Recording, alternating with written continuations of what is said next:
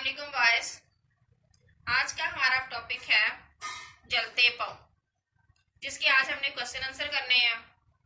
इसका first question है, राशिद के अब्बू ने गाड़ी कहाँ खड़ी की थे। आंसर है बेटा इसका जवाब, राशिद के अब्बू ने गाड़ी सड़क पर पार्क के जंगले के साथ खड़ी कर दी थी। ठीक है बेटा, ये हमारा फर्स्ट क्वेश्चन है। एक क्वेश्चन आंसर लिखने के बाद वन लाइन आप स्किप करेंगे। क्वेश्चन नंबर 2 है हमारा, राशिद ने अकबी आईने में क्या देखा। इसका आंसर है हमारा, राशिद ने अकबी आईने में एक बूढ़े गरीब शख्स को नंगे पांव सड़क पर चलते देखा। क्वेश्चन नंबर 3 है हमारा, गरीब बुजुर्ग ने पार्क में बैठकर क्या किया। आंसर है हमारा, गरीब बुजुर्ग ने पार्क में बैठकर प्लास्टिक की बोतलों को पिचकाकर अपने पांव के साथ कपड़े की मदद से बांध लिया।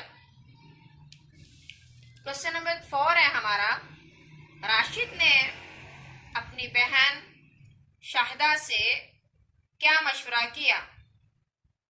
जवाब है हमारा, राशिद ने अपनी बहन से मशवरा किया कि हम दोनों अपनी जेब खर्च से एक नया जूता खरीद कर गरीब शख्स को दे देते हैं।